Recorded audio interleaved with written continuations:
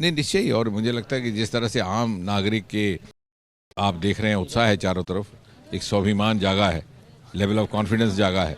अब वो दिन गुजर गए जब हिंदुस्तान से अपेक्षा होती थी कि दूसरे मुल्कों से सीख लेगा, जो तथाकथित विकसित देशों की तरफ देखेगा। आज दुनिया हिंदुस्तान की तरफ उम्मीद से देखती है और चंद्रयान इसका सबसे बड़ा प्रमाण है। ये जो चंद्रमा की धरती पर पानी की संभावना के प्रमाण लेकर आया था और जिससे ये प्रश्न उठा कि क्या वहाँ पर मानव जीवन संभव है कि नहीं है, जिसकी ख्वाब, जिसकी कल्पना हमारे लिटरेचर में की जाती थी। आज उसी की खोज आगे बढ़ाने का काम करने के लिए चंद्रयान 3, और वो भी उस स्थान पर पहुंचा है जहां पर आज तक किसी ने पहुंचने का साहस नहीं किया था, साउथ पोल पर। क्योंकि प्रतिभा भी थी, योग्यता भी थी, लेकिन प्रधानमंत्री जी ने जिस प्रकार की अनुकूलता दी है, ये सब उसी का नतीजा है। विभाग के मंत्री के तौर पर चूंकि आप रोजाना वॉच करते रहे, कितना कॉन्फिडेंट थे इस पूरे मिशन को लेकर? पूरी तरह से कॉन्फिडेंट थे, इसमें कोई संदेह नहीं। क्योंकि दिन रात कई सालों तक, कई महीनों तक इसमें इतनी शिद्दत के साथ काम किया गया था कि कई बार मुझे भी रात को सोए की आशंका आती तो मैं नोट कर लेता कि भाई रात को किसको जाना, सुबह फिर मैं उनके ज्ञान से पूछता भाई इस तरह का क्या इसका उत्तर होता है। तो इतना प्रोसीजन के साथ कहीं कोई आलोचना आती तो फिर हम फिर से उसके लिए सक्रिय हो जाते।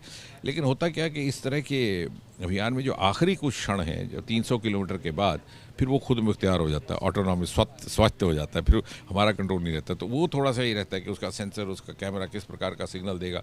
अगर सिग्नल में थोड़ी सी कॉन्ट्रडिक्शन आ जाए तो कई बार कन्फ्यूजन आ जाता है, क्योंकि उस समय उसे निर्णय लेना होता है कि उस निर्धारित क्षेत्र में कौन है जहाँ वो लैंड करेगा। तो इसलिए थोड़ा सा, लेकिन बड़े संतोषजनक बात यह है कि एक भी कोई सिग्नल कन्फ्यूजिंग नहीं था।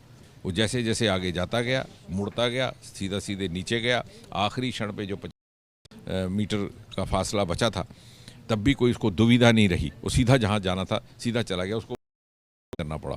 तो ये हमारी जो प्रोसीजन है, जिस प्रकार से इसकी डिज़ाइनिंग की थी, स्ट्रक्चर किया था, सॉफ्ट भी नए लगाए गए थे, उसका एक प्रमाण है। स्पेस सेक्टर में भारत अब लीड करने के लिए तैयार है दुनिया को?